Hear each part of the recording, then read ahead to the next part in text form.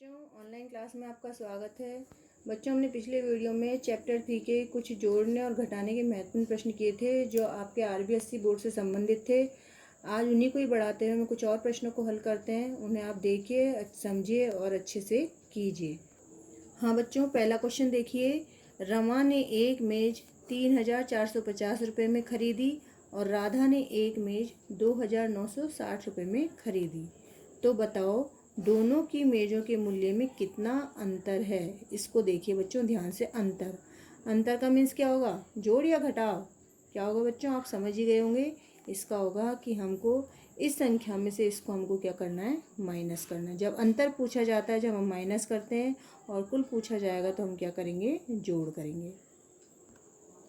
और बच्चों एक बात और, यदि हम देवनागरी लिपि में सवाल अगर करना हो तो आप देखो 3,450 को हम कैसे लिखेंगे? 3 तो ऐसे हो जाएगा, 4 आप जानते ही हैं ऐसे हो जाएगा। मैंने पिछली वीडियो में आपको सारी बताई थी 1 से 10 तक की गिनती देवनागरी लिपि की, और 0 हमारा ऐसे ऐसे हो जाएगा। तो ये 3,450 तो इस संख्या को लिखेंगे, और 2,960 कैसे लिखेंगे? 2 हो जाएगा हमारा ऐसे, 9 होगा हमारा ऐसे, 6 हो जाएगा, सॉरी इस तरह हो जाएगा, उल्टा कर देंगे बेटा हम इसको इस तरह, और 0 ऐसे कैसे। तो 3,450 तो हम इस तरह लिखेंगे और 2,960 हम इस तरह लिखेंगे। यदि आपका ये सवाल इस तरह से पूछा जाए तो भी इसमें इस तरह करेंगे कि माइनस होगा, अंतर का ध्यान रखना। माइनस और कुल पूछा जाता है तो हम करेंगे प्लस। ठीक है ना बच्चों? अब हम इसको हल करते हैं, समझने का प्रयास कीजिएगा। रमा ने एक मेज, यानी हम क्या लिखेंगे? मेज का मूल्य। मेज की कीमत कितनी है? कीमत भी लिख सकते हैं, मूल्य भी लिख सकते हैं, 3,450। और राधा ने इसी मेज को कितने में खरीदा है? आप यहाँ पे नाम भी लिख सकते हैं, रमा की मेज का मूल्य और राधा की मेज का मूल्य। राधा की मेज का मूल्य। राधा की मेज कितने में लाई राधा? 2,960। ठीक है ना बच्चों? यहाँ आप इसके आगे रमा की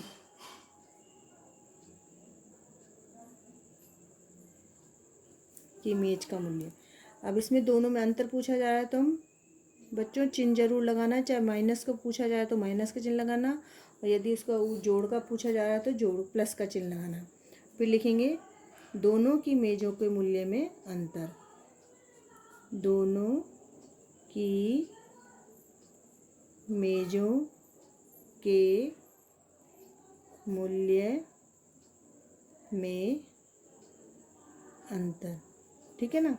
अब हम इसको घटा देंगे बच्चों। ऊपर 0 है, नीचे 0 है, तो आप जानते ही होंगे क्या आएगा हमारे पास? 0। अब ऊपर संख्या 5 है, नीचे 6 है, तो 5 में से 6 नहीं जाएगा तो ये कितने हो जाएंगे? यहाँ से हम इधर हासिल लेंगे तो ये हो जाएगा 15। 15 में से हम 6 घटाएंगे तो आप सभी जानते ही हैं बच्चों, क्या बचेगा हमारे पास? 9। यहाँ रहेगा हमारे पास, जब हमने हासिल ले ली 3, क्या बचा हमारे पास इधर? 3। 3 में से 9 नहीं जाएगा तो ये कितना हो जाएगा? इधर 3 में से 9 नहीं जाएगा बच्चों, तो हम इधर से हासिल लेंगे तो ये कितना हो जाएगा हमारे पास? 13। और ये हमारे पास रह जाएगा 2। ठीक है ना? 13 में से हमने 9 घटाया, कितने बचेगा हमारे पास? 4। ठीक है ना? अब 2 में से 2 जाएगा तो हमारे पास बच जाएगा 0। तो कितना अंतर आ रहा है? 490 रुपये। इसका मतलब जो राधा की मेज है और रमा की मेज में कितना मूल्य का अंतर आ रहा है? 490 रुपये का अंतर आ रहा है। ठीक है ना बच्चों? तो इसका आंसर हो जाएगा। हाँ बच्चों, अब अगला प्रश्न देखिए। 4 अंकों की सबसे बड़ी संख्या और सबसे छोटी संख्या का योगफल ज्ञात कीजिए। यदि ये देवनागरी लिपि में आता है तो इस तरह पूछा जाएगा, इस तरह 4 लिखा जाएगा, तो आप घबराइएगा नहीं। तो 4 अंकों की सबसे बड़ी संख्या और सबसे छोटी संख्या का योगफल ज्ञात कीजिए। तो अब इसको हम कैसे करेंगे देखिए बच्चों। हाँ बच्चों चलो देखिए, 4 अंकों की सबसे बड़ी संख्या। 4 अंकों की सबसे बड़ी संख्या कितनी आपको पता ही है? 9,999। ध्यान रखिएगा बच्चों। और सबसे छोटी, यानी हमको 4 अंकों की सबसे छोटी संख्या को भी लिखना है। 4 अंकों की सबसे छोटी संख्या।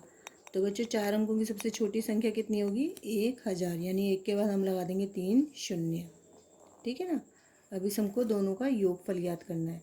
लास्ट लाइन हमको लिखनी है, दोनों संख्याओं का योगफल प्लस करेंगे। ठीक है ना। 9 ऊपर 9 है, नीचे शून्य है, तो 9 का 9 वही संख्या आ जाएगी, वापस वही संख्या आएगी, वापस वही संख्या आएगी, और इसको जोड़ेंगे हम 9 और 1 10। तो 4 अंकों की इन दोनों को जोड़ा हमने, 4 अंकों की सबसे बड़ी संख्या और 4 अंकों की सबसे छोटी संख्या, तो आंसर हमारे पास आएगा 10,999। आया बच्चों समझ में? अगला प्रश्न देखिए बच्चों, दो संख्याओं का योगफल है 9,732। एक संख्या आपके पास दी हुई है 3,846, दूसरी संख्या ज्ञात करनी। इसी तरह का सवाल मैंने आपको पहले भी समझाया था, आपको आ ही गया होगा। इसमें क्या होगा आपको पता है बच्चों? जब हम पास एक संख्या दी हुई है और दूसरी निकालने, तो क्या करेंगे हम इसमें? माइनस। बहुत इंपॉर्टेंट क्वेश्चन है बच्चों, इसको ध्यान से देखिएगा। मैंने भी एक सवाल पहले इसी तरह का समझाया था, दूसरा भी इसलिए समझा रही हूँ, ये मोस्ट क्वेश्चन है आपके लिए। हल करेंगे, पहले लिखेंगे हम दो संख्याओं का योगफल कितना है? 9,732। एक संख्या हमारे पास दी हुई है 3,846, आपको निकालनी है दूसरी संख्या। तो माइनस कर देंगे, 2 में से 6 नहीं जाएगा, इधर से हासिल लेंगे, ये हो जाएंगे 12, यहाँ पे रह जाएगा 2, 2 में से 4 नहीं जाएगा, इधर से हासिल लेंगे, तो ये हो जाएगा हमारा 12, और यहाँ पे रह जाएगा 6, 6 में से 8 नहीं जाएगा, इधर से हासिल लेंगे, ये हो जाएगा हमारा 16, और यहाँ पे रह जाएगा हमारे पास 8।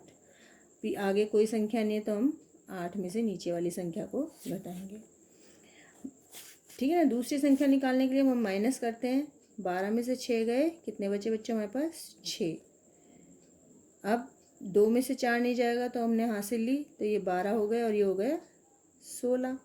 ठीक है ना। इधर 6 रह गए, ये हो जाएंगे हमारे पास 16। 12 में से 4 गए, हमारे पास बचे बच्चों 8। 16 में से 8 गए, कितने बच्चे बच्चों हमारे पास? 8। यहाँ रह गए 8, 8 में से 3 गए बच्चों, हमारे पास बचे 5। दूसरी संख्या आएगी 5,886। ठीक है ना बच्चों। अगला प्रश्न देखिए बच्चों, सन 2011 की जनगणना के अनुसार साकरिया गांव में 4,632 महिलाएं तथा 4,598 पुरुष हैं।